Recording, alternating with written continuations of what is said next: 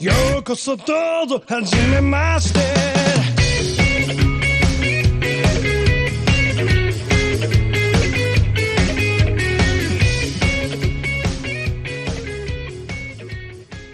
Hello everyone, welcome to the GLORIO Chat, the best anime podcast on the internet.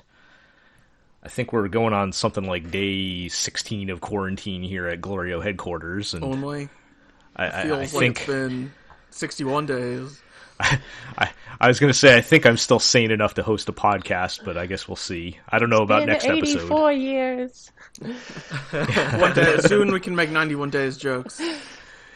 Well, Anyway, keep track of the calendar. I guess I hope we are not making jokes about 91 days. So yeah, let's hope not. I have to get food again at some point. But anyway, hope everyone is doing well and safe out there, and we're still here for our anime podcast. So That's my line. sorry, you got to come up with a new. It's one not exactly your line, Iroh, but we'll get to that in a second. But yeah, so for this week's episode, it is the end of the winter 2020 season, and we're gonna give our final thoughts on what was a pretty solid season, I think, overall. I would agree. I think. A couple of good shows. I think people will be talking about the Sundays of winter anime 2020 for They were stacked. for years to come. Yeah. So just with us on the show today, I'm Jel, and you've probably heard everybody by now, but we've got Iroh. Yep, I'm still here. Still Not dead here. yet. Not dead yet, thankfully. And G. I think Animal Crossing is trying to teach me a lesson. What's that? You see, I'm doing great. I'm rich as shit. I'm already a millionaire. Like, I made some smart bets on the turnip market last week, and I came out on top. The stock market. Yes, the stock market. STALK market. Yes, the Sow Jones stock market. God, that's right. Yes, but the problem is, and the lesson I'm learning is, I kind of hate most of my neighbors. I don't like. I got some crappy villagers in my town, and usually I don't care that much, but I got a couple that really rub me the wrong way. And so I guess this time with AC, it has been a weird roundabout lesson about how money can't necessarily buy happiness, or that a community is as much a town as a community is as much the town as the infrastructure you've built for it. So That's going a lot deeper than your That is average. so deep. Does your town Animal have Crossing session. does your town have shelter-in-place laws going on? No, but I did think it was funny Nook they was handed out selling, the face masks the other yeah. day. So. Christ. they added the face mask thing Yes. on one of those days. Everybody was running around with those, so Still got mine, but no escaping. the lesson I've learned is that I've decided to go even harder on getting rich or dying trying. I'm going full uncut gems on this shit. I put basically my entire fortune into turnips this weekend, and so by next week, I will either be richer than God, or I will have quit playing Animal Crossing entirely. This is how I win. I got nice neighbors. I got the punk rock goth dog and kangaroo mom. I got a hippo with strangely human eyes, and it's very off-putting. Oh, the one weirdo I don't like is the takoyaki head octopus guy. Oh, you got the takoyaki octopus guy? Yeah, He kind of weirds me out. He's weird, but he's all right. Yeah. I would take him over my hippo with, again, uncannily human eyes. It's very unnerving. Yeah, I could see that being weird in that game. I don't feel comfortable. I specifically put his house on the other side of the island, far away from the rest of the community, because I don't want to look at him. I am concerned, and I know I shouldn't profile my villagers like this, but hippos shouldn't have eyes like that. It's not. Let's Well, first let's move I'm away sorry, from we haven't even introduced everybody yet. I just Yes. had to go off on that tangent. But let's move away from our one small comfort in these dark times, and we'll move on to anime. But yes, we also have Artemis with us. I mean, I can't. How can I top whatever? Whatever just happened. I don't know what you guys are talking about, just incidentally, but it's convinced me never to play it. So congratulations, I guess. No, we're playing Animal Crossing, which is the Nintendo town building game. I mean, I know of it, but Yes. I now know also that Now it will never happen. we've managed to bring out the worst in a completely harmless, innocent game. I could have given you the good sell about how it's about building a community and living life at your own pace and building the town of your dreams. But no, I went straight into the hard-edged day trading, insider trading bullshit that this video game brings out in me. Yeah. So, yeah, I'm still broke on my game, so maybe All I'll I'm play saying it is that when I wrong. look for escapism, I don't go to capitalism. You know what I mean? Well, no. See, I'm not. It's not that I'm a capitalist. It's that I believe in infrastructure, but infrastructure costs money, and the closest thing we have to government in Animal Crossing is a landlord baron, and he sure as hell isn't paying for the bridges. I have to pay for the bridges. So, that is How's the healthcare? non-existent. No, you got to buy your own medicine when you get It's stung by the wasps. Yeah, Yes, you have to either gotta buy- make your own medicine or buy it from Supposed the to the mortar and shop. pestle. Yeah, You have to, they do not distribute face masks. They have an unlimited supply of face masks that they are happy to sell to you for a premium. So that is the kind of world Animal Crossing is. It really isn't the escape we all thought it was, I guess. But... All Well, right. it's the escapism of being able to pay off your rent. So Well, yes, you can pay your home loan interest free at your own yes, pace. yes. I mean, it's true. I don't But know you what still that have a feels home like, loan. So, all right. Let's get this train back on All the right, tracks all here. right. And Let's get in the train. yeah, we haven't even gotten in the train I've just yet. been ranting on the platform. A train left us in the middle of my rant. You guys are Yes. trying to get on. You guys are trying to board. I stopped you because I hadn't finished my conversation yet. All right. So, like I said, winter 2020 season is pretty much over. I don't think there's any shows we're watching that are left at this point, right? We watched. I think Sunday was the last, right? Well, for the first anything one. airing? Well, actually, the first thing we have on our notes here actually has one more episode to go. Oh, right. Oh no, really? Okay. Yeah. But other than Kamen Rider that, never stops. well, It doesn't count. yes, that's not ending this season. That will never end. But all right, so let's get into the shows that we're going to talk about. We're going to start with a couple ones that we haven't been covering regularly on the podcast, but I feel we need to say some parting words for, and that's going to include our seasonal update on My Hero Academia, Yup. which is the show we just mentioned. Still has an episode left, but you guys know what's going on with that show. So, how was this season? Because I have not heard fantastic things about it. Go on average here, probably not great.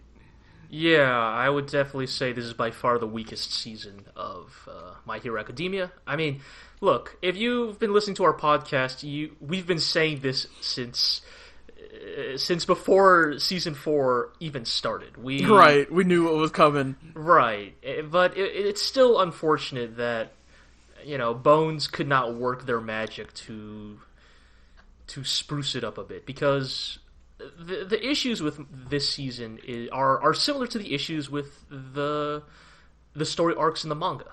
It's that it's not a very strong arc in the manga. It's a little rushed. It's a little. It is both rushed but also meanders in some places. Some of the fights are good but underexplored. And so it's a lot of things that, I think me and Iro kind of talked about this, months and months ago, whenever we were first Right. talking about Season 4, that the base material of My Hero Academia during this season, could have actually been quite good in in the hands of a good adaptation. But was this the Bakugo redemption arc or something? I'm vaguely remembering. No, not really. I mean, that is kind of there, right? Like some of it, yeah. Yeah, like this is the season in which like they briefly pay lip service to the idea that maybe Bakugo is learning to be less of a shithead.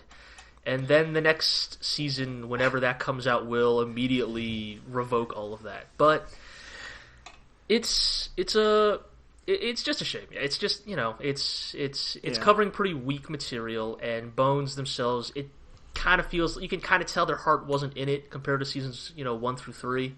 We're like going through the motions. It kind of feels like they put all the effort into the movie. Right. Like, and I saw the second My Hero Academia movie about a month ago, and again, the plot is very by the numbers. It's a Shonen Jump non-canon spin-off movie, where they go to a mysterious town or island that will never be mentioned in canon ever again.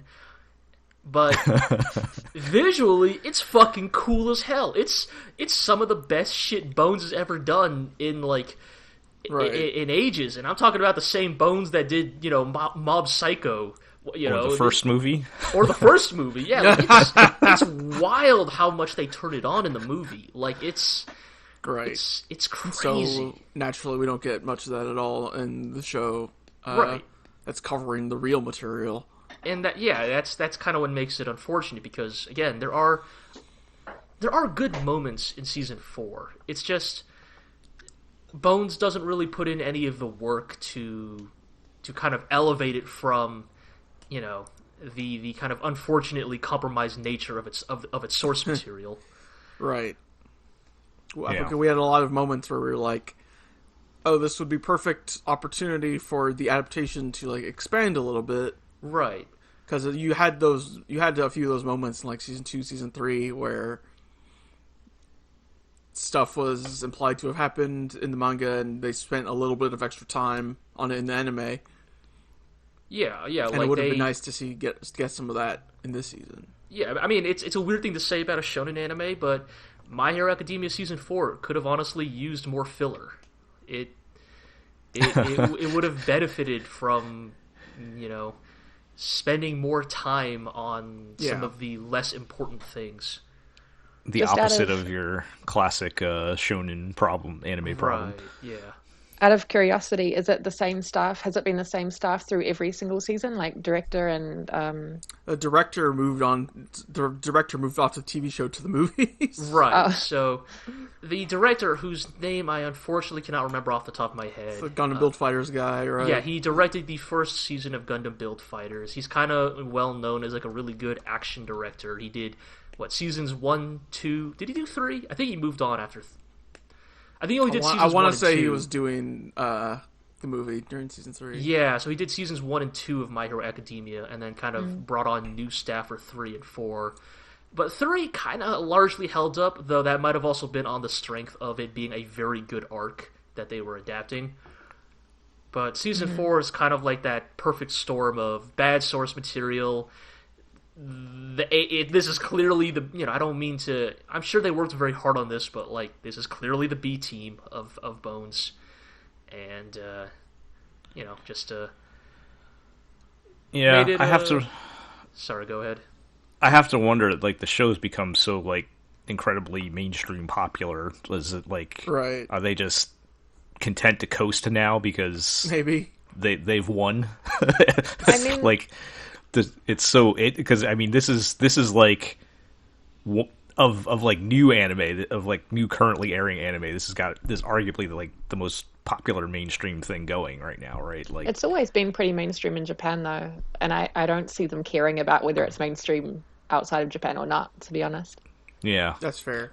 I think that's fair. I'm just wondering if that's making it so they're less concerned about pouring all their resources into making the anime great. I think what Jell is getting at is more seasons 1 and 2, it's I mean, that's the thing, right? My Hero Academia was very popular even before it got the anime. It's just the anime, really exponentially increased its took it to the next level. Yeah. But, see that. So as a result, it's season 1 and 2 was probably them trying to prove themselves, right? basically, you know, kind of like season 1 of Demon Slayer, for better or worse, right? It's UFO Table, it's Bones, it's the studio that's adapting it, like bringing out the big guns, right? The biggest names they got, the best, you know, sakuga they can possibly manage to just really, you know, blow people away. And once they've got the audience, they can kind of, coast, I guess. Just coast. Yeah, that's kind of what it feels like. And so, you know, that's the thing. It's like season 5, like the inevitable season 5 that My Hero Academia will get. I think Hiro and I will still watch it because we broadly still like My Hero Academia. I think it's still one of the strongest works being published in Weekly Shonen Jump. But the next arc they're going to have to adapt, season 5, also... We can cross that bridge in, you know, like a year when we get to it. All right, let me tell you, season 6, though, that's going to have some moments. So, if anime still exists in 2022... If the world still exists in 2022. Let me tell you about some things that are currently happening in the manga that are going to get adapted in, like, 3-4 years.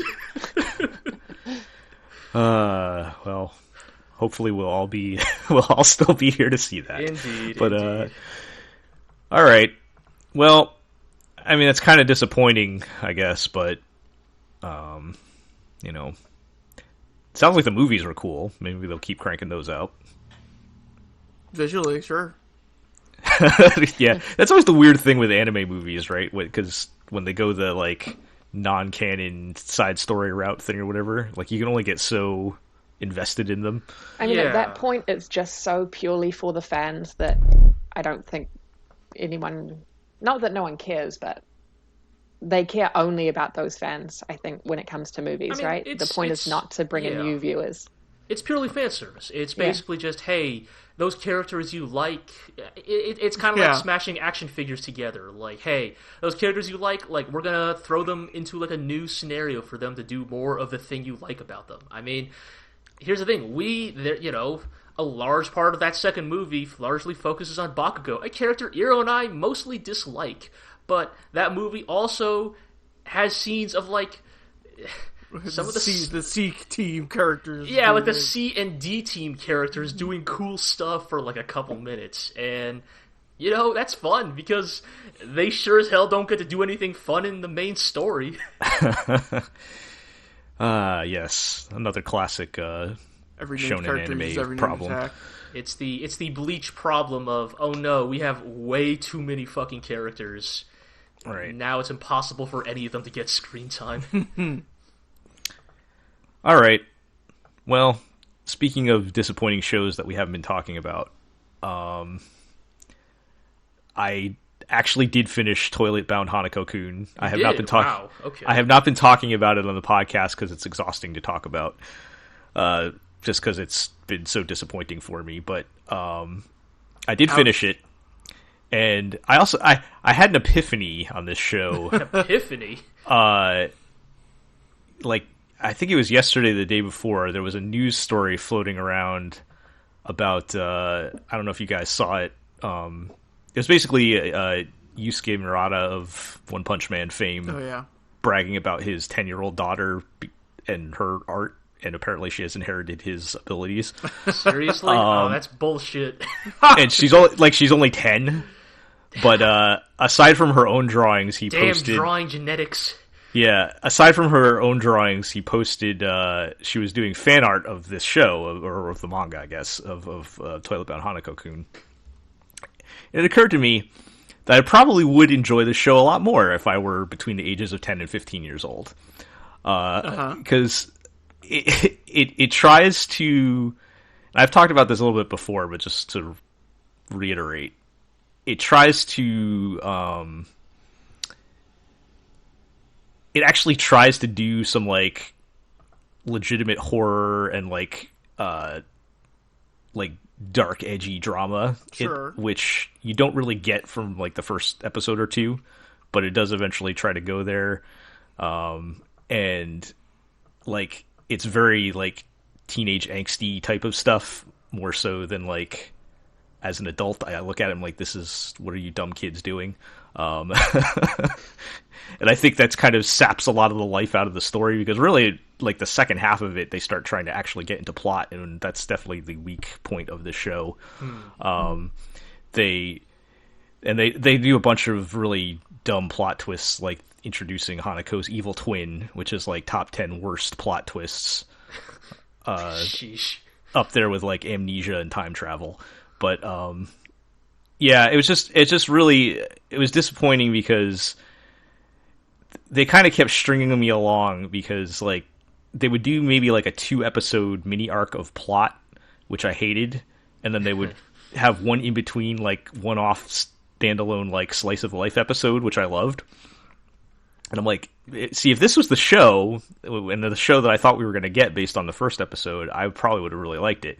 Like, there's a really good core in there of like the whole, you know, supernatural across time romance type of thing going on. And if you watch just those slice of life episodes and no other, would the series make sense?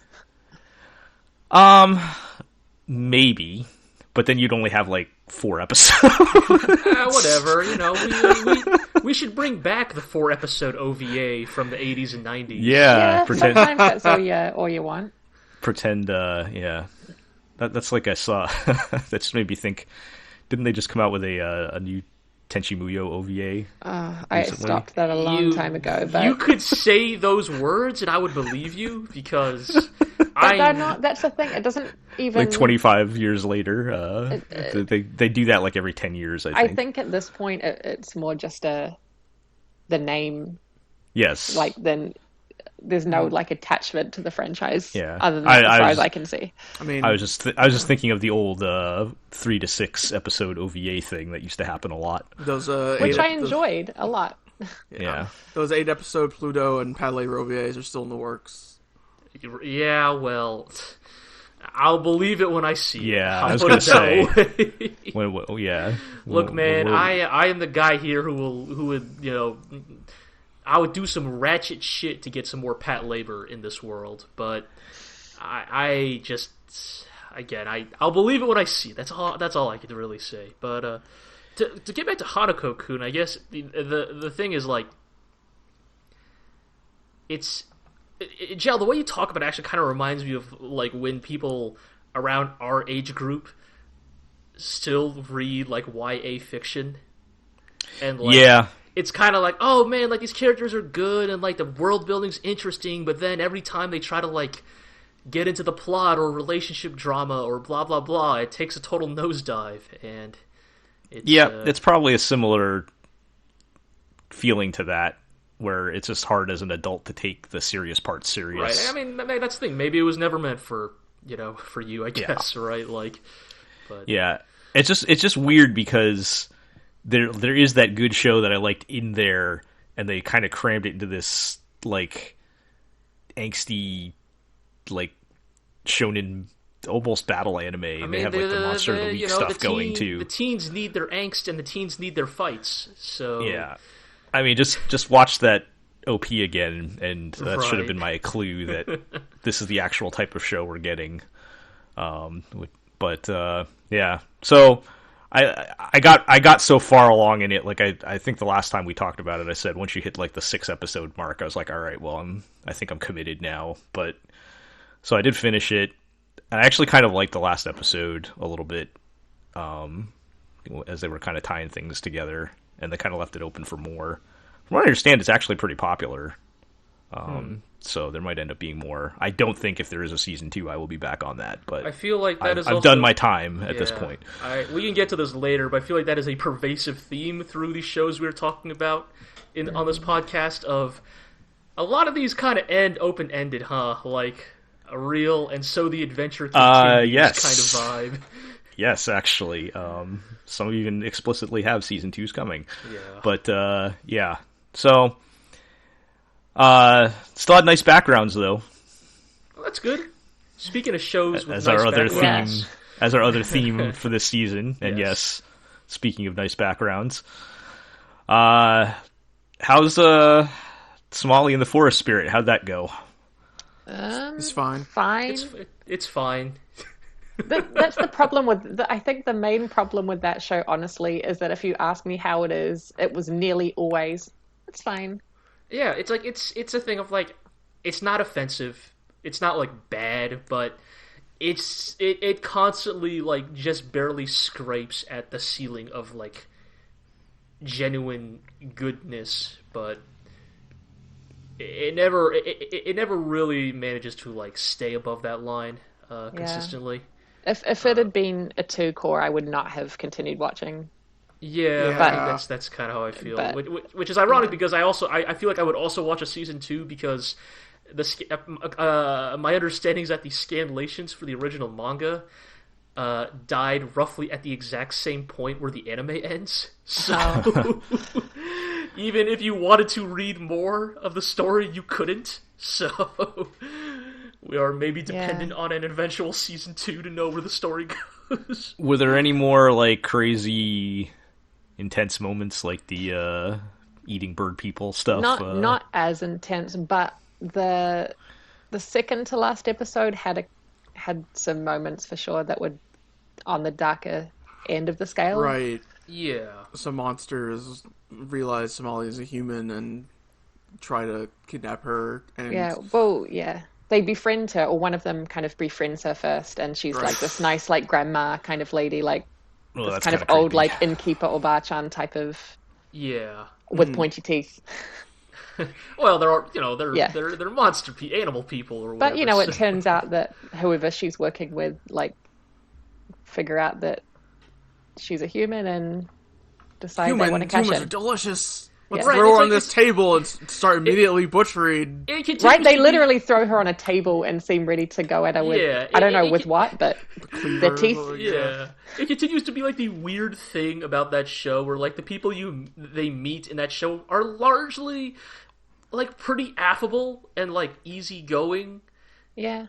And they seem genuinely so. Like even the grandma, it seems like if Somali wasn't human, she would have continued to be a doting grandma. Like, it's just that the second they figure out she's human, it like turns on the like, I love devouring human flesh switch. To the point where they literally start fighting over her body parts. Like, oh, I want the liver. Well, save the intestine for me. Kind of. Yeah, and it's like it's a weird thing of like, I think the thing that Somali, at least to me, suffers from that kind of prevents it from being kind of in that same vein as a Made in Abyss like cutesy dark show is like there's like kind of like a stark lack of consistency, but despite the number of like places they visit, I still feel like I don't have a great grasp of the setting and the world of Somali. It's a lack of depth, I guess. Yeah, because like the thing is like. Yeah. I think that's a good point, Artemis. I think or for me, it's like, okay, so we know that like the monsters and the humans had beef in the past, right? And that like there's a whole hatred begets hatred cycle thing, right? But other than like a couple of like friendly monster folk they meet who kind of become recurring characters, we never really know for sure like do all monster people just turn on a dime on humans, or is it just some of them? Like, because it's not a case of just like, oh, some monster people are just naturally predispositioned to be hostile to humans, and now they found a human to be hostile towards. It's the thing of like, these people are presented as like completely friendly, completely easygoing, like totally agreeable until a human shows up. And I mean, I don't know, maybe that's like a statement on like racism and prejudice, maybe, like how a person could be like racist but totally like friendly and nice until a minority shows up. I don't think that's what the story's trying to say, but I don't know. It kind of feels to me more like sharks with blood in the water or something. You know what I mean? Like they get one whiff, literally one whiff, like, oh, that smells human-like, and it kind of triggers pure instinct. Yeah. But it never really does get into that, so it's kind of a question mark. Yeah. For me. I guess just like storytelling wise, it's hard to as the audience to get invested in something like that though, because like that animosity only exists because we were told that, right? Like there's no And every meaning time we were behind it. told that, it was in the most obvious. And now let us present you with this cautionary tale about how, Right. the moral of the story today is kind of stuff. Yeah. Like, you weren't really seeing that in, like, people's daily lives or whatever until... It's the classic, like, show, don't tell kind of thing, but it was pretty much 90% tell. Right. Yeah. Well, the backgrounds were still very pretty, so... The backgrounds are lovely. And I'm assuming they did not get to the end of Golem Dad's timer. No, but No. it sure seems like they're definitely angling towards that with, like, I the thought last they couple were, of and I was episodes, but- almost felt cheated that they didn't. That they kind of they went there, and then they were like, actually no, and they just backed away, and that was Right, all fine, and yeah. it seemed like everything was fine again. So, I mean, I don't think you could kill Golem Dad I don't know how early in the story this actually is, but I feel like he still has narrative cruft to work with left before... I guess I'm disappointed there wasn't more of a consequence. Yeah, like, I see what yeah. you mean. Yeah. Like it went somewhere, and then just completely did a 180 on it. Yeah. I mean, did they find a good spot to stop? Because I know the manga's still going. So I mean, it didn't end on a cliffhanger, so yeah. It just still I kind guess of like it was an adventure also just continues. fine. Yeah. I mean, that's the thing, right? Like, it just ends in the way that, like, most of these kind of adaptations do, where it's like, well, that's the end of this arc. They all lived happily for now. Yeah. Yes. It's a good way of putting it. Yeah. All right. Well, I don't know if we'll see a season 2 of that one, but it sounds like they could do it if they wanted to. But, yeah. All right. Let's move along then. Could they do a season 2 of the next show here? They can and they are. They ended on it an was already announcement announced. Yes. that they are doing a second season of BOFURI. I don't want to get hurt, so I'll max out my defense. So I have to read the whole thing one more time. The ending was pretty fun of this show. Again, this is like the antidote to all the bad isekai I've been watching. Well, not that I've actually been watching all the bad isekai, but that has been coming out. The final 2 episodes where they were like fighting, it was all PvP at the end, and like they just they gave the people what they wanted. We had like all the guild members squaring off with the other top guild members that we've been seeing throughout this show.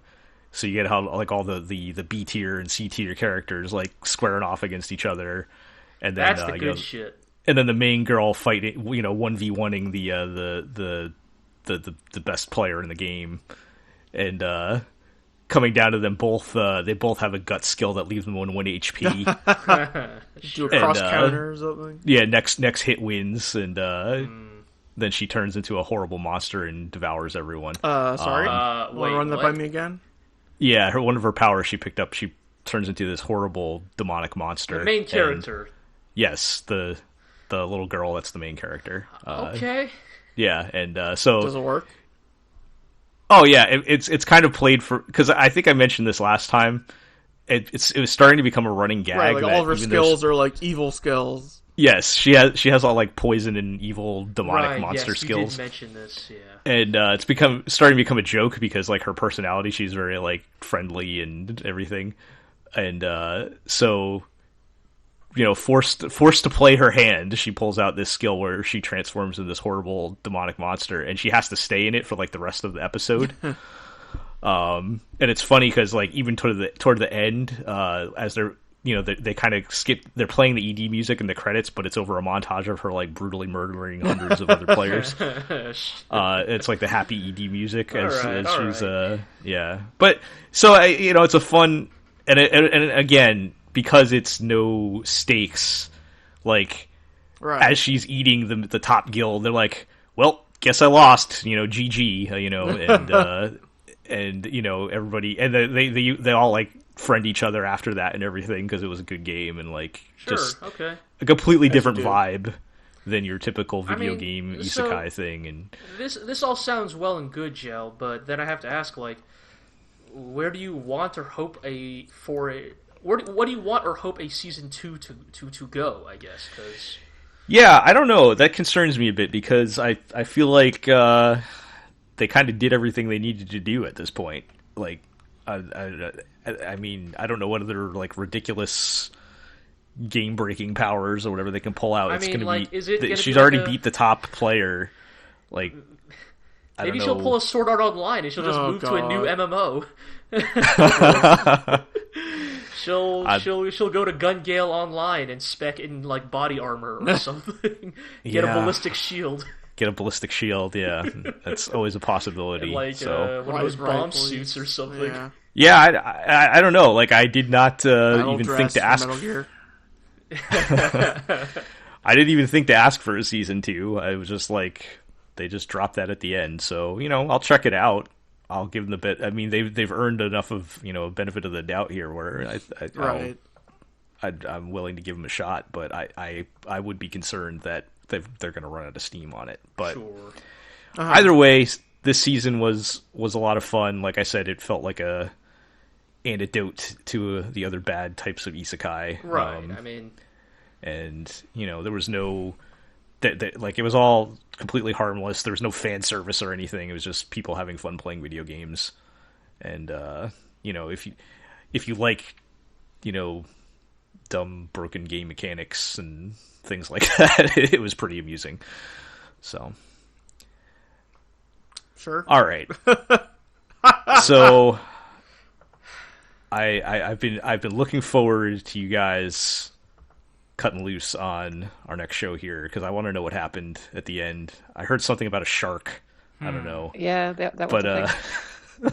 let's what do you remember last us talking about with It Invaded, Gel? Yeah, yes, we're talking about It Invaded. We'll get our parting thoughts on that. What is the last thing I remember? Oh, I don't know. Was it the double dive? There's people. There was there's double diving. There was like Inception happening. Yeah. All right. Do you remember what was inside of the Idwell? I not exactly. Well, boy, there's so much. So what? How did this all? What happened at the end here? How did this all wrap up? Oh boy. Where do you start?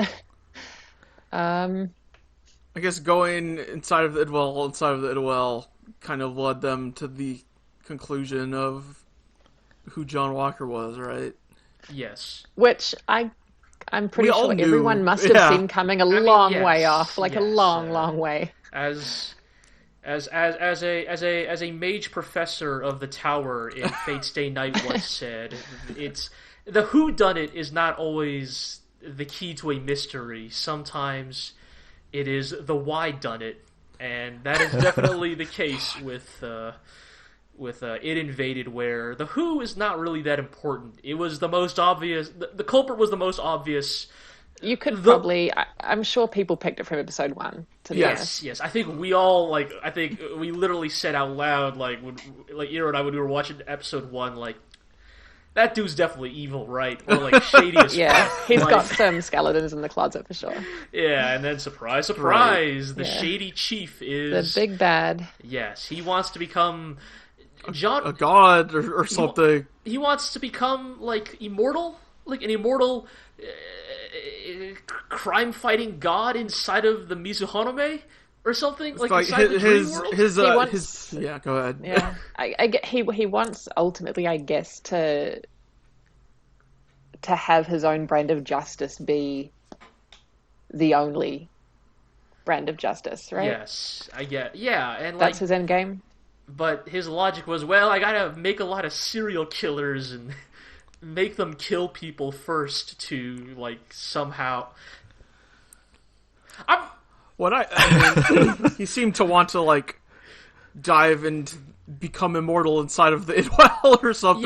Yes. Yeah. So the idea is that his desire is to become, because the thing is, as we've talked about before, when you enter the Idwell, one of the rules is you become a brilliant detective and lose your memories of your original self. However, it is sort of I don't know. I don't even have a good analogy. If you're reminded of your true name inside of the Idwell, you regain all of your memories. Right. So what he wants to do is enter the Idwell and then remember who he is and stay in the Idwell permanently. And the way he decides to do this is he sits down into one of the Idwell machines, and then as his brain is being uploaded, he shoots himself. So he dies in the real world, but lives on as a brilliant detective in the Idwell. Uh-huh. And Kiki Asakai gets woken up. Turns out that, as we all guessed, the mysterious sick girl from the double Idwell is real in the real world, and she powers the Mizuhaname. Right. And she wakes up and sends the whole building into a dream world. So everybody gets sent into the Idwell, and they run away from rocks and stuff. Yeah, and then and so it's up to Naruhisago, the main character, and Hondomachi, the plucky girl detective, to jump back into the Idwell one more time to catch John Walker, to bring him to justice inside the Idwell. But I don't understand. Can't they just leave him there and it won't make any difference? No, because his like consciousness is now like I don't know how the science is supposed to work exactly, or even unexactly. To bring him to justice. Because that's what lawmen do. It's not so. What if he's dead? He still has to be brought to justice. I mean, can't they just leave the Idwells alone, or like is that no? Because they still use the Idwells to solve crime. Anyway, so okay. Point is, at the start of the climax, like they're all plugged into the Idwell, trying to find John Walker, because with Kiki Asakai outside of the Mizuhaname, like all Idwells are now connected or something because her psychic powers are running out of control. Yeah. And so John Walker will have the ability to enter anyone's Idwell. And so they're like chasing him through all of the previous ones and a bunch of new ones, and and it gets in some real fucking. They get into some real wild shit with some of these Idwells that we had not seen before. Some real fucking end of Evangelion shit going on in some of these Idwells, like red oceans and giant albino babies. And, that's right. And sharks. And sharks. Right. Oh. Sure. And it's a lot. It's a lot. I don't want to just like recap every single moment, but it's a really, in the way that only It Invaded can. It's a very wild ride. Mm-hmm. Like the last 2 episodes, especially. Like, you know, like we get one more Miyavi insert song in the penultimate episode. Thank goodness. Oh my god, it's so good. It's so good. Remember Do It Like a Samurai?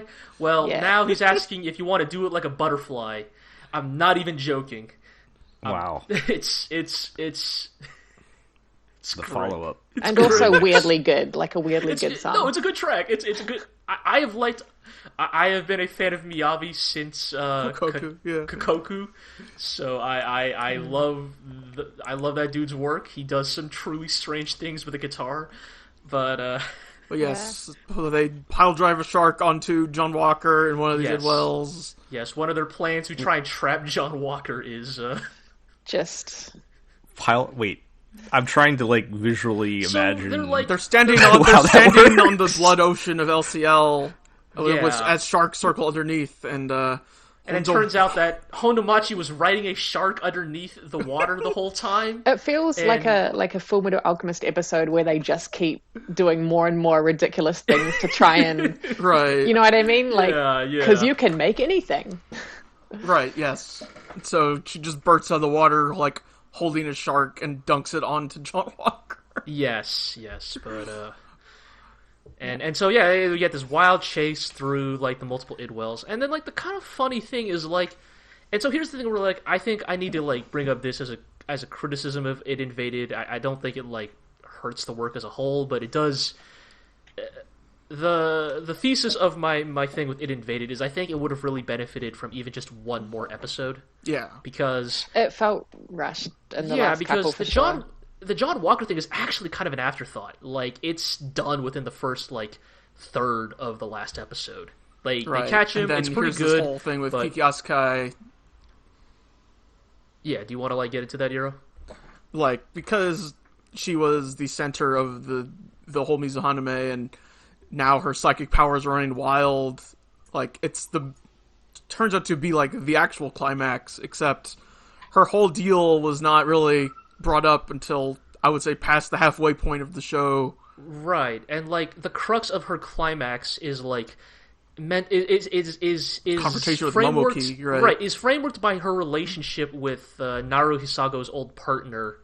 And, like, I totally get where they're going with it here. Like Naru Hisago as the brilliant detective in the Idwell his entire thing is he wants to save Kairu, and Kairu is the like manifestation of Kiki Asukai in the Idwells, and like the thing that drives him as a brilliant detective is to save her, because like even though he loses memories, every brilliant detective is kind of like driven and determined by who they were as an original person, and because Naru Hisago's whole thing is like that drives him is the death of his daughter. Like, he cares deeply about saving Kairu in every Idwell.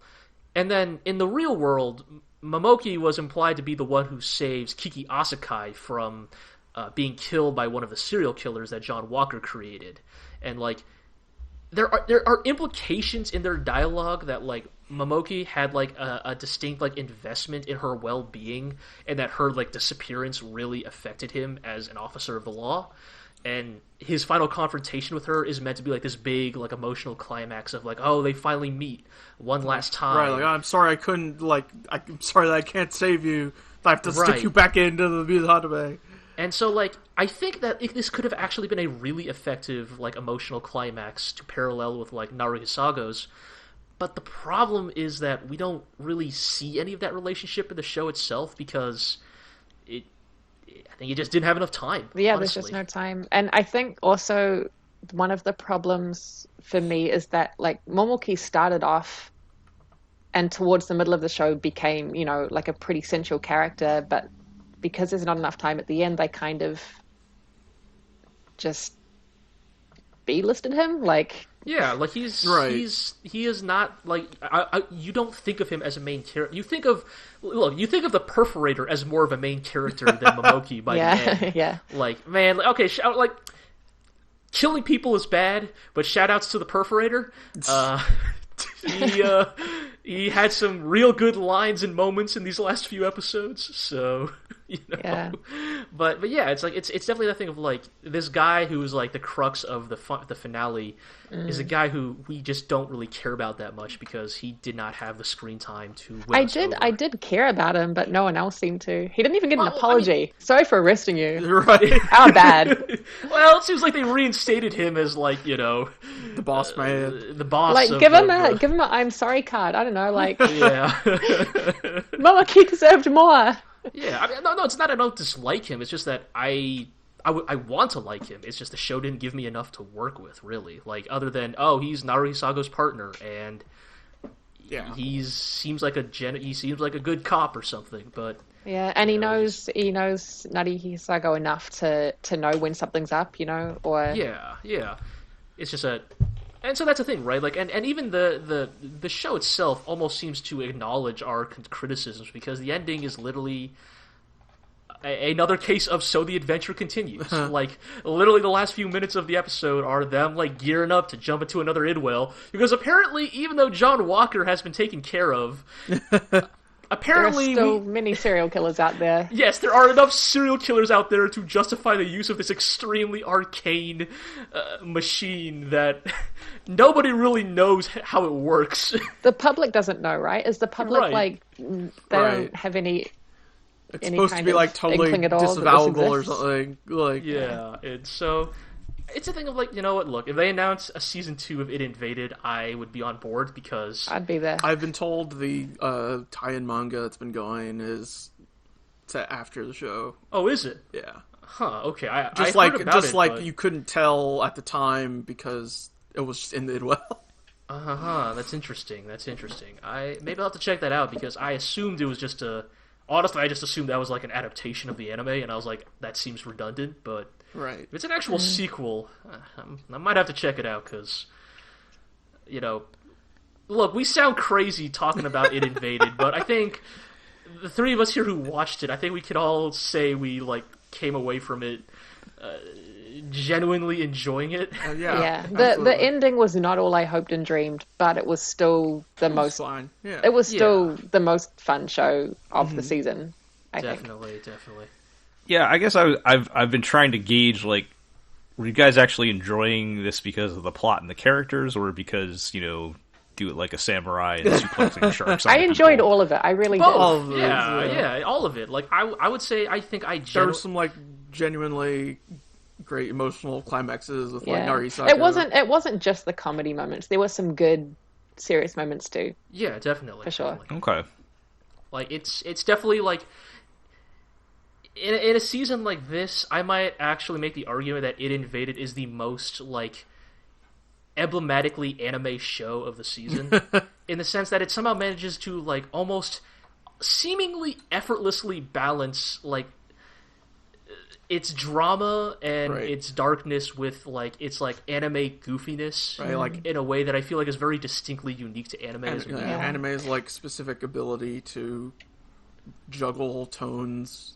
Yeah. And it never felt. I think, like, crucially for me, it never felt like it was trying too hard to be edgy. Because when I first started watching, I enjoyed the first episode a lot, but when I first started, I was worried it would go like the kind of psychopath kind of right. Yeah, you know what I mean? Just because like Kairu's always like grisly murdered inside of it and stuff. Yeah. I mean, I think that's also the other thing we'll say. I will. The take I will stand by, anyways, is that It Invaded is what Psycho-Pass should have been. Right. There are a lot of similarities, but It Invaded is for sure. Like, it does feel effortless. That's the thing.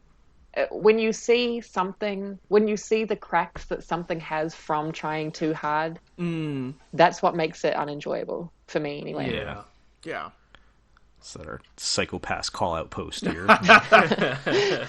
Staying relevant. Also, I did really like how they dealt with John Walker, who is immortal inside of the Idwell. Yes. The way they trick him into plugging into the Idwell inside of the Idwell, which takes him mentally back in time but right before he killed his first person, at which point he gets arrested inside of the simulation. Yeah.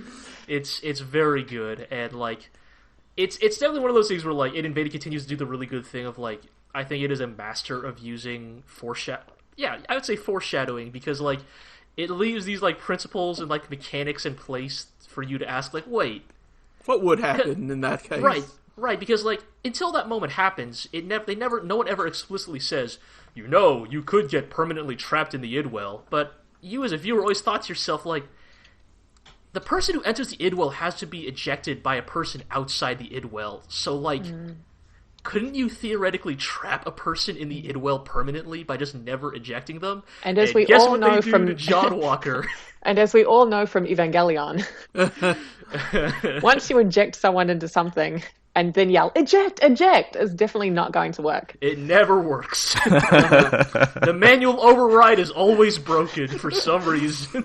All right. But yeah. Well, I'm glad that held up over the season. Yeah. And it's kind of our surprise hit there. I mean, do you think they'll do another season, or probably not? Because this was original, right? I think there's a non-zero chance. I don't know what it would be though. I would say it's not high, but Still it's possible. I mean, at least leaves the plot open for it, right? Mm-hmm. Yeah.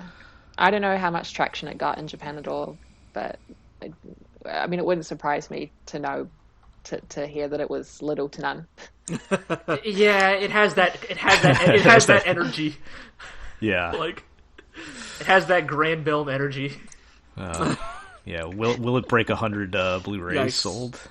All right. So let's move along to keep your hands off Eizouken, which I was getting a little concerned if they were gonna be able to stick the landing, and I thought the ending was actually pretty good. Yeah. I think I broadly agree. I mean, also another ending that very much leaves us open the possibility of more. Yeah. I mean, the thing with that one is Yuasa's not really big on season 2s, so yeah, I don't think it's likely, but again, it leaves it kind of open ended. But it felt like more of an appropriate stopping point than maybe some of the other shows here. Definitely. So the weird thing, my weird thing with Eizouken is I think that I'm actually not that hot on the final episode,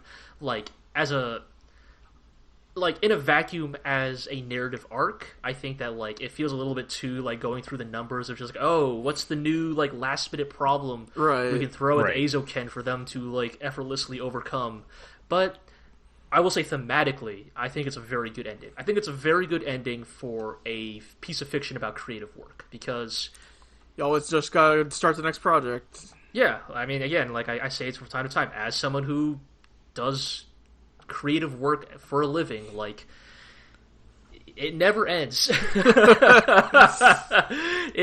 work, there is no end, unless you decide there is an end. And I think that there is often a danger in, I think, fiction about creating a work.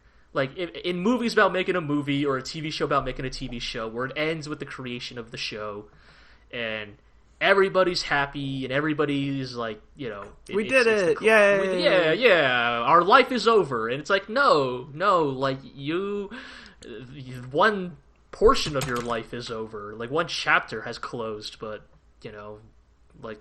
I think it's very strong. I'm not going to spoil too much, because Artemis, I believe you started watching a couple episodes, right? Yeah, I watched one episode now. Yay!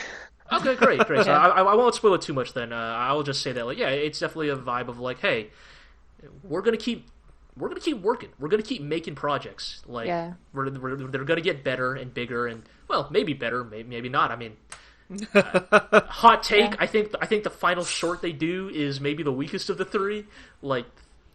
Thematically, but yeah. But yeah, I think that overall though, there is still such a richness to the imagination of Eizouken as a show, and there's such an eager celebration of creativity in it that I can't hold it against that show too much overall. Yeah. Yeah, I think I agree. The ending was maybe a little too by the book, but I would still say it was a solid ending. It was good. Yeah, no, definitely. I don't really have any major complaints about it. Overall, I thought the show was definitely great and probably deserves most of the praise that it gets. Yeah. I think it's interesting that it, looking back, what actually happens in the show is not very realistic at all. But I started thinking about. Do you guys remember Senko Roll? Yeah, vaguely. It was an anime by the guy. I can't remember his name now. Related? No, but. It was by the guy. He went on to do the Digimon art, right? The Digimon Tri character designs, but he animated a 30-minute anime entirely by himself. Oh yes, every single. Yes, this is coming back to me. Right, every single aspect of it, except for the music, he did it entirely by himself for a 30-minute episode, and it took him 2 years to do it. Which I still think is pretty fast. I was going to say only. And I was thinking about Eizouken and these two people making a 5-minute short or whatever in destroying themselves 60 days.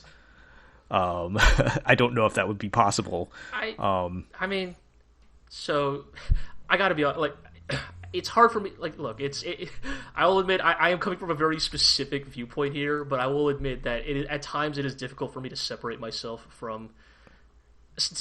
as an artist from myself as an anime fan when watching Eizouken, because I think honestly, like, there's always going to be a part of me that looks back on Eizouken with a slight tinge of bitterness.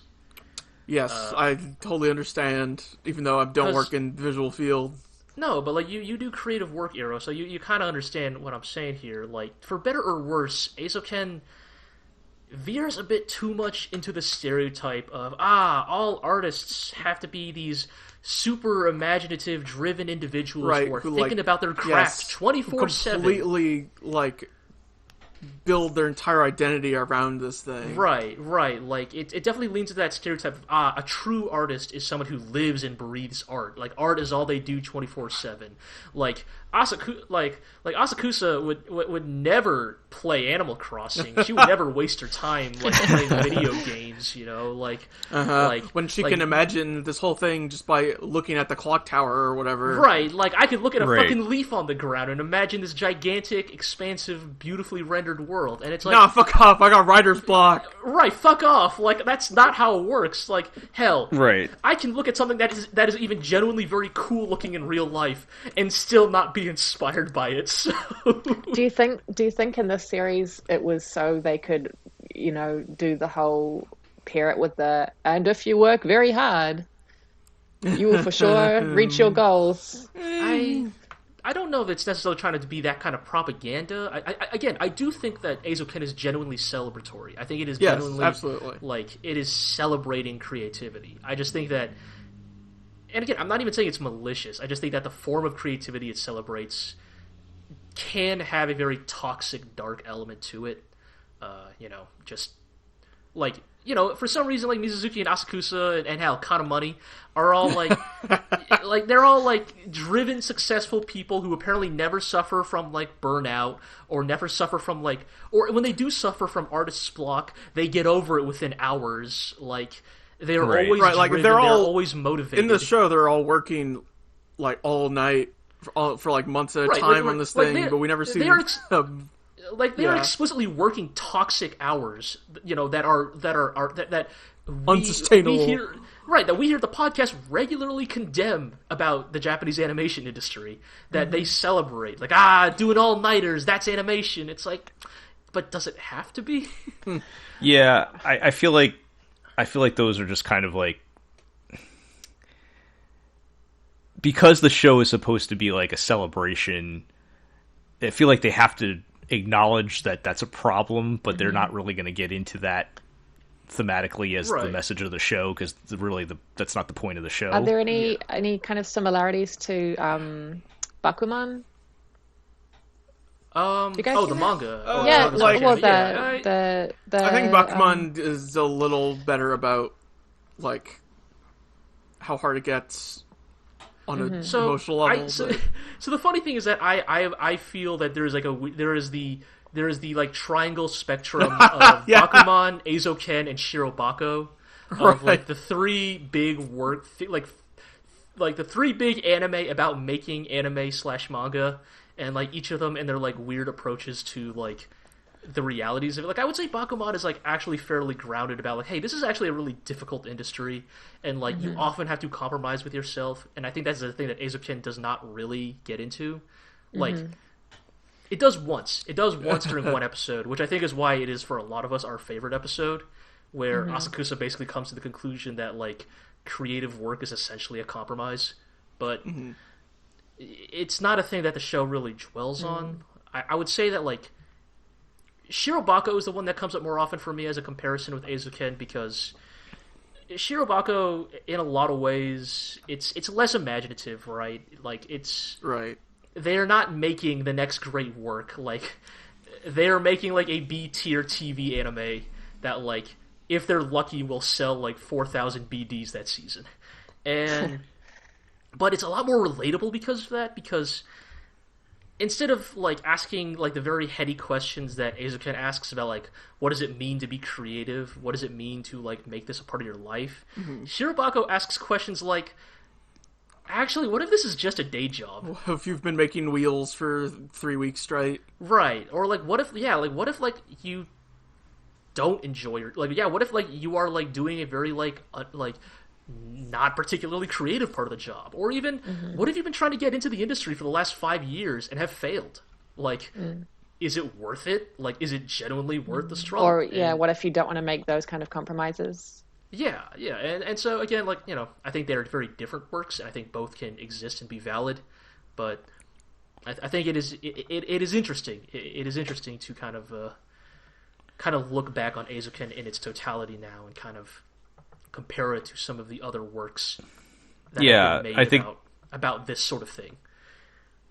I think the Shirobako comparison maybe highlights the point I was getting at when, like, it's not that I'm annoyed that Eizouken isn't realistic with their, production schedules and stuff like that. Just that, like, I guess that's not really the focus of the show, and it's more of the like we said, being a celebration of animation and really create the whole creative process. And also they're kids, right? They're in high school, middle school, high school. High school. Like, so you can't be, I guess you wouldn't want to show like that to go too dark or cynical, because then it was like, well, right. And they all got washed up at the age of 17. Right. It's supposed to be like a positive, message type of thing to it.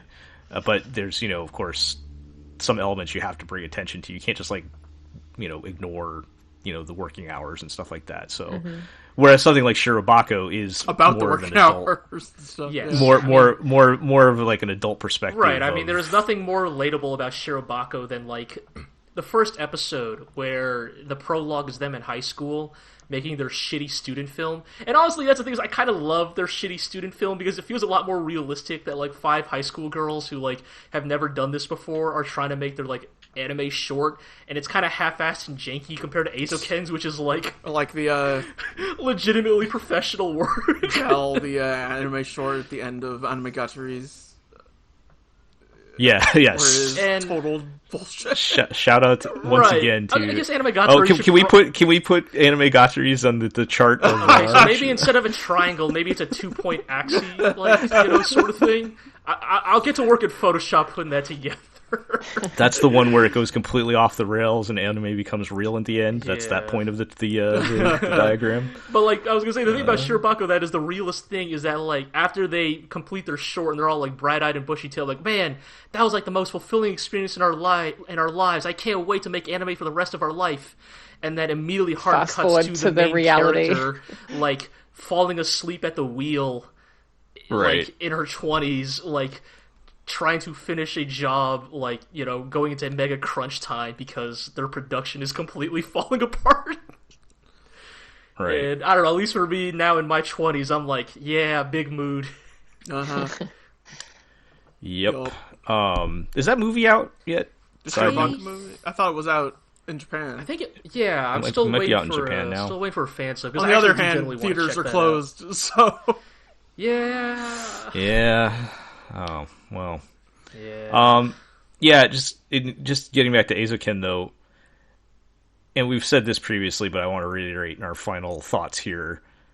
Even beyond like the animation and the creative process stuff, like, you just love the characters too, which I think helps a lot. Yeah, definitely. And they do get it never overpowers the entire show, but we do get little glimpses of their backstories, and I mean, for me, those are probably some of my favorite moments. But I think having those girls specifically as the heart of the show really carried it for me. I don't know if I would have. Well, I definitely would not have enjoyed it as much. Right. I don't even know if I would have even kept watching it, to be honest, without them, and how they were. The dynamic is very good. Yeah. Their chemistry together and everything was a lot of fun to watch. On top of the other stuff. Yeah, I definitely agree with you there, Jill. I mean, again, I know I've been like been weirdly critical of Eizouken for like the last 5 minutes here, but I do genuinely love it. It is one of my favorite shows of the year so far. It is again, it's a really charming show. The character dynamics is it's unbelievably strong. Again, like as you guys said, like the dynamic between the three is like it's really strong. It really speaks to like the strength of like having a fairly limited cast and kind of just focusing on them exclusively. You really get to know the ins and outs of all three of them, and they really endear themselves to you. And I think definitely the strength of the show, because like I think if Eizouken still looked the way it did and moved the way it did, but the characters were not as charming or memorable, I think I would have still enjoyed it because I love Yuasa as a director. But I think it is definitely the way he captured those characters that really brings it home. Yeah. Yeah. We all wish we had Kanamori on our side. Yes. Well, I want to be Kanamori when I grow up. So I think if I ever become president for life, I will be instituting a rule: everybody gets their own Kanamori. Wait, is that why you guys are playing Animal Crossing? Is that training for you guys? I wish. Oh man, I would rather have Kanamori run my town than Tom Nook. At least Kanamori would. I think Kanamori would charge you interest on your house, though. Oh yeah, you're right. She would. Kanamori's a bad person. Yeah, she's actually a terrible person. But I love her. Speaking of shows about bad people. Yes, the best bad people. The best. All right. So let's close things out by talking about Dorohedoro, which That's we all just Dorohedoro, baby. finished watching. I will miss that We opening all so much. squeezed the last episode in before this podcast. This show is great. Yeah, so Anime of the year, I'm calling it. I want to hear you guys talk about it because I want to know what you guys. Since you guys have not read the manga, I want to know your thoughts about. Well, first of all, just to talk about the ending. I will riot if there's no season 2, because it really feels like because nothing really gets resolved or anything. Oh God, no, Still a mystery. We never find out. We get a little bit of we confirm what we already knew about Kaiman, but did we? Well, as far as like who's in his but that doesn't really help. It really doesn't help us very much, right? And yeah, it's just like so open ended at the end. I mean, Kaimon is practically spitting on your face with his fucking epilogue speech about how all mysteries get solved eventually. Right. So, how quick did it take them to announce Beastars season 2? Because it wasn't right after the show ended, right? No, the last episode did say like season 2. Oh, did it? Oh, shoot. Oh, I thought it was like a couple weeks later or something. Oh man. Oh no, they haven't. I hope they do. I really hope they do. I mean that doesn't really mean anything other than they're both produced by Netflix. But I mean, Beastars, even with Beastars' content, I think it probably has more mainstream appeal than something like Dorohedoro. You look at Beastars and kind of get you can kind of sort of get an idea of what Beastars is about. But Dorohedoro, you look at that and you're like, I don't know what the hell this is. Right. It's that's fair, but I don't know. I'll be very disappointed if there's not a season 2 because the ending. While I like the episode itself, like I was like, I want more. I want another episode next week. I actually thought the final episode itself was just kind of meh. Like not meh in the same way that say Somali is meh, but like for Dorohedoro, I don't think it was especially strong. It feels very incomplete, right? Like it's because it's promising so like. On its own, I think it would be an okay episode, but because it is the last episode and its future is uncertain, it is a little disappointing that it doesn't really go. It doesn't really go many places because like it isn't a climax. Like it feels like just a regular mid-season episode. Yeah, and nothing like particularly. But not even that, because there's no time for any random hijinks, which for that me is are the highlight of the show, which is why I loved episode 11 so much. Also because there's still random hijinks and there's like a backstory, and the backstory is always fun in the show. Yeah. I think that it's definitely.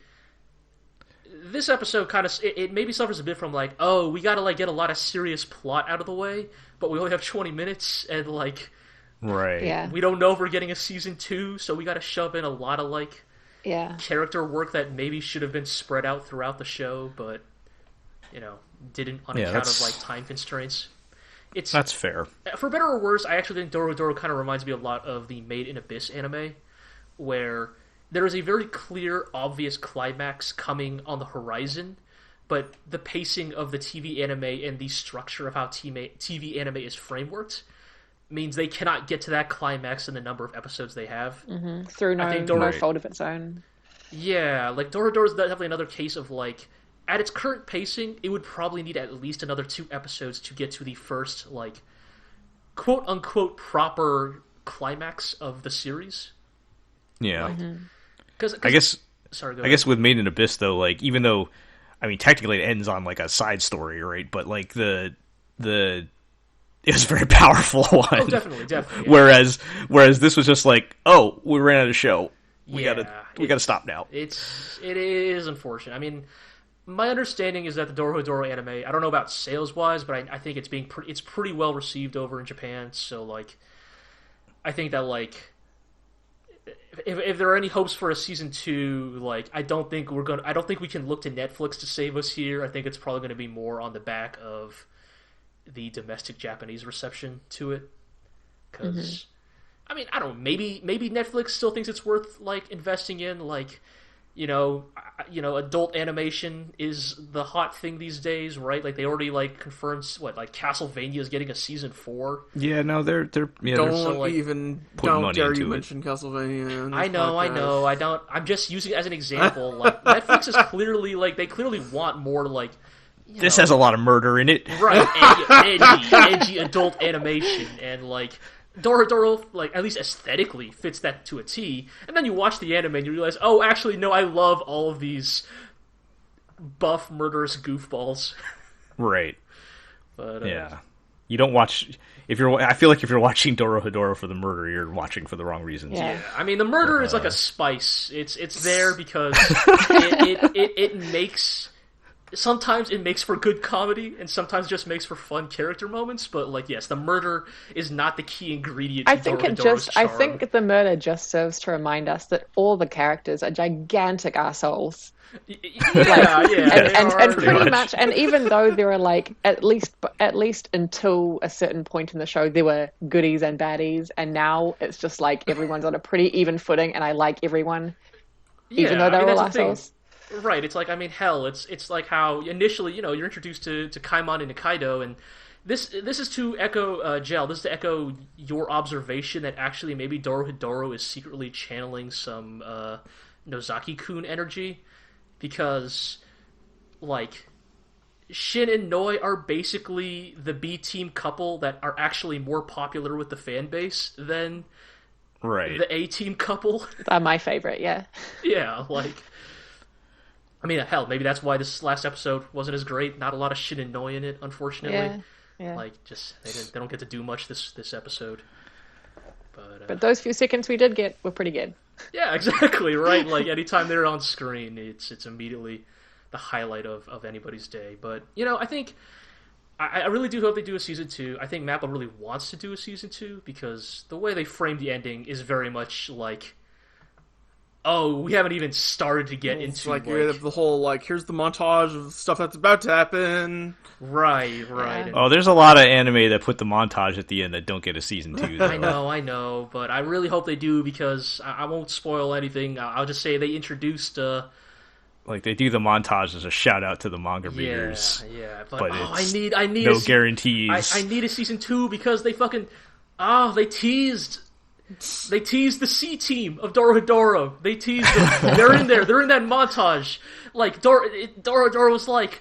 It was like listening to everybody. It's like if one of your criticisms of Dorohedoro was like, man, I really like this manga, but there's not enough lovable murderous dirtbags in this story. Dorohedoro heard. He was like, don't worry, we're introducing a new team of awful lovable dirtbags. And I really need to see them animated.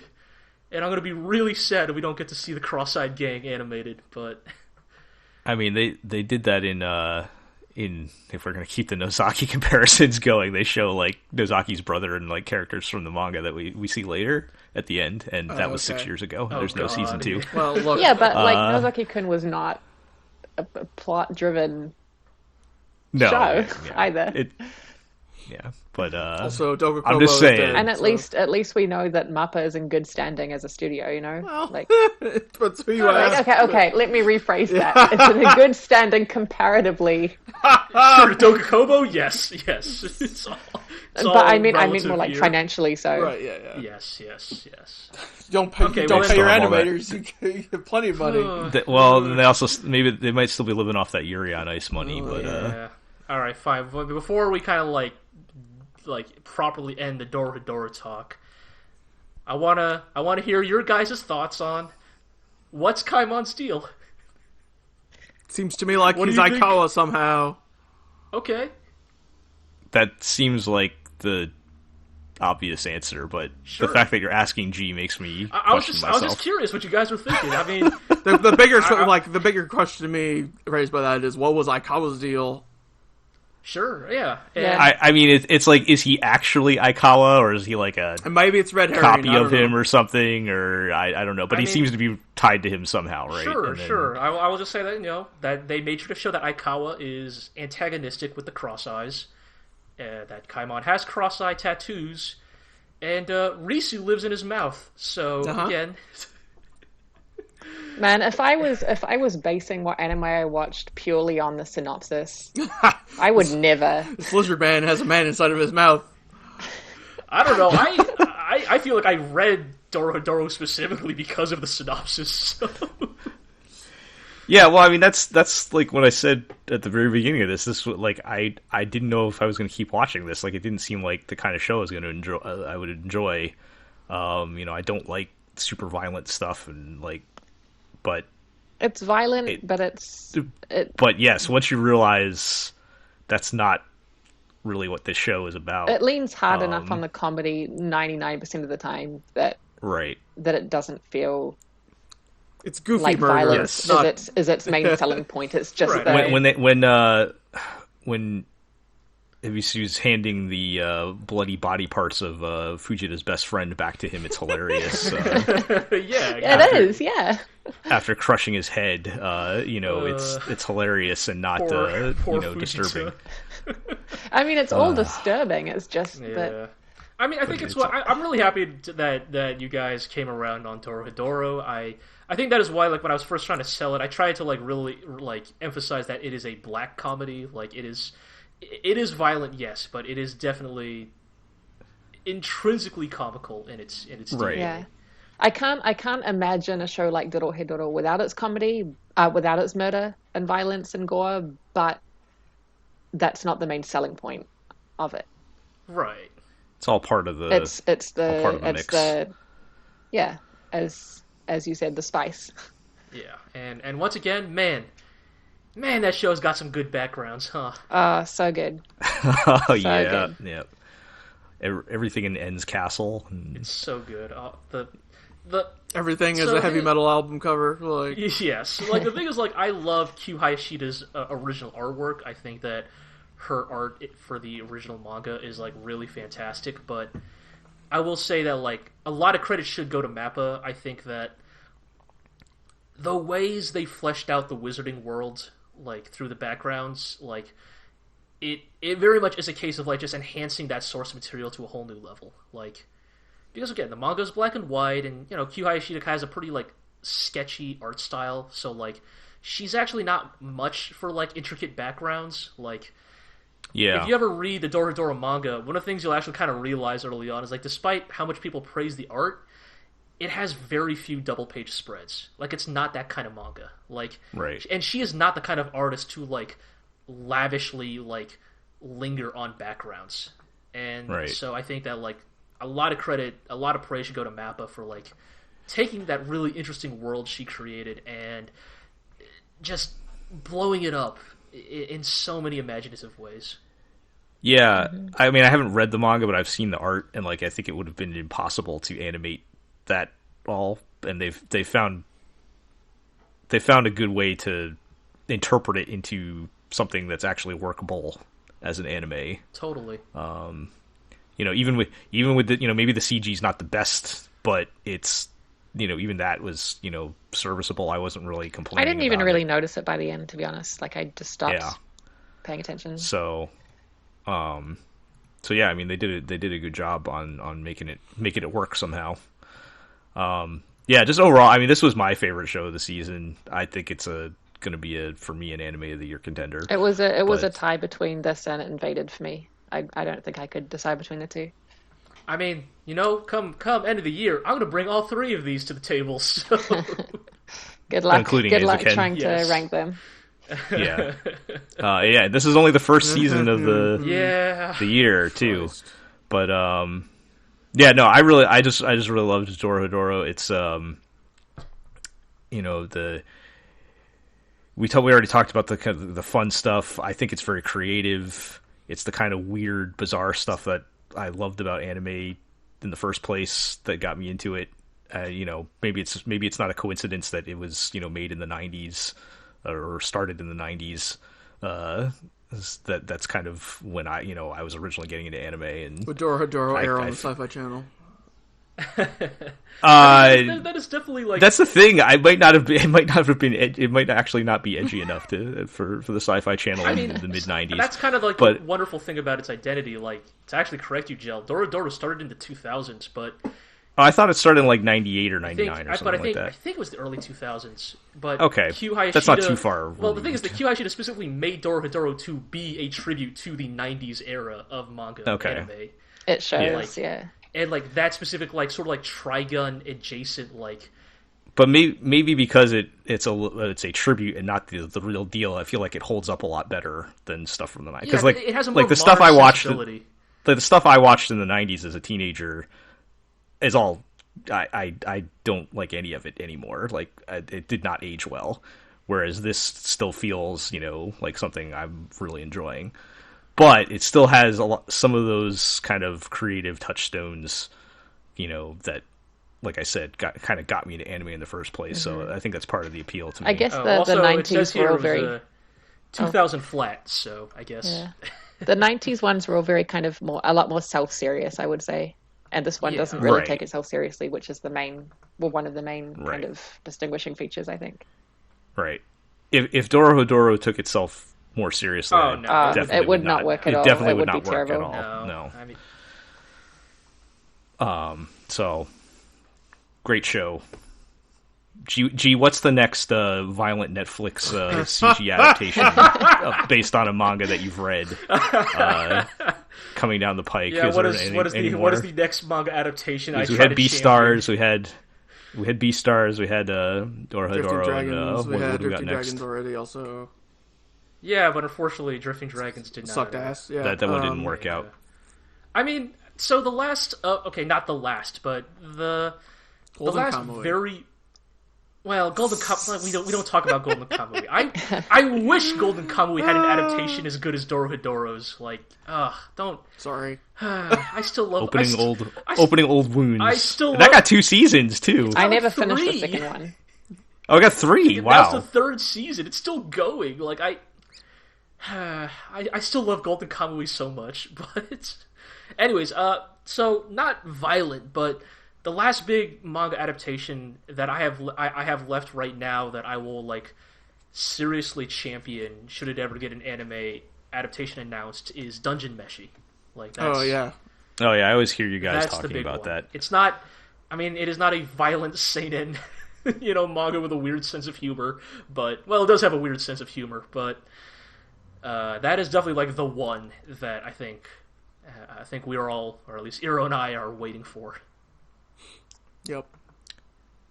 Hold a candle for Biscuit Hammer forever. I knew you would mention that. I knew it. I fucking knew it. That's never. That's I know never it's not. The Biscuit Hammer train has left us. I know. G, who is your who's your studio pick for Dungeon Meshi? Trigger did that commercial. Yeah, I guess based on the commercials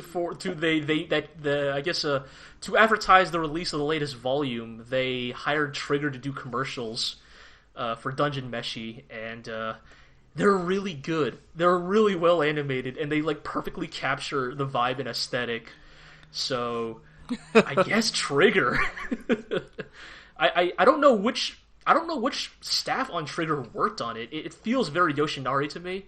So Yeah, you almost have to be more specific now. It's Trigger. yeah, I mean, they actually have a variety of we'll talents now. definitely get into that when we talk about BNA in the next podcast. But yeah. I feel like, weirdly enough, the perfect Dungeon Meshi adaptation would have to be like Yoshinari's directing, but Amaishi is there to like produce, because I think, I'm not saying that Amaishi's sense of humor is the same as Dungeon Meshi's sense of humor, but Amaishi's knack for comedic timing, I think, is like super necessary to nail an adaptation of Dungeon Meshi. So Right. I think you would like need the two working in tandem with each other to really pull it off. But Right. I don't know. We're getting into like dream casting here. Like, I'm gonna be honest. I'm gonna say it out loud here because I know Dungeon Meshi will eventually get an anime. It's way too popular not to, and when it does, and when they announce the studio, we're all going to be very disappointed. I'm just gonna get that out of the way. Why do you say that? Or just that's the way the laws of the universe work? I think it's just the way the laws of the universe work. Like the Trigger Dungeon Meshi commercial set the bar too high. Like, there is no way a Dungeon Meshi anime looks as good as those commercials that were like 30 seconds long. Oh, well, yeah, so that's true. Even if Trigger did it, a 30-second, right? Yeah. I was like, well, this is not a good comparison, but I was thinking of Violet Evergarden, because Violet Evergarden still ended up looking amazing. Yeah. But the original like 30-second spot for the novel, like years before, Right. was like incredible. Yeah, I remember. The show, the TV show still looked fantastic, but nothing's going to live up to a Right. 30-second spot. Yeah. So, all right. Is that everything? Well, But I Jell, think we that's haven't it talked then. about Yeah. Fate Grand Order, Absolute Demonic from Babylonia. oh, We don't have to God. talk about Fate Grand Order, Absolute Demonic from that end Babylonia. this It did season? end! Did that end? Oh, well, congratulations. I guess you don't have to watch Fate Go Oh, anymore. too bad, Good thing except no there's more... making more. Oh, yeah, they're gonna already ride that announced train more. into the ground. That show was not good. Yeah. It looked really good consistently, but it was not very good. That's what I have to say about Just that. go check out the clip. Just check out some of the fights on like Yeah. Yep. Sakuga go Boru or with that. something. All right. It just had Well- to be mentioned. I'm sorry. Yeah. That puts a bow on Winter 2020 then. We'll be back soon enough for the next season. So check out the previous episode for our preview so you can see how wrong we're going to be on everything when new shows start. So I think they start like around Tuesday-ish. I think that's the first one. Yeah, like 4 mean, days. Yeah, so I might have this episode out before that. I might not. We'll see. I mean, some anime are already out. Oh, well, B&A came out like Yes. last week, right? It's- Are the first 6 but- out of that? Yeah. We will get into that weird situation in the next podcast. Yeah, because that was a weird Netflix thing. But anime proper starts next week, so we will be there for that. All right, so just housekeeping, for our first looks coming out and all of our other content. Keep an eye on theglorioblog.com. Follow us on Twitter at theglorioblog. You can follow the podcast on iTunes, Google Play, Spotify, Podbean, also on YouTube. Please subscribe. Tell your friends, tell your enemies. Thanks everybody for being on today. Everyone, please stay safe, wash your hands, and we'll see you next time.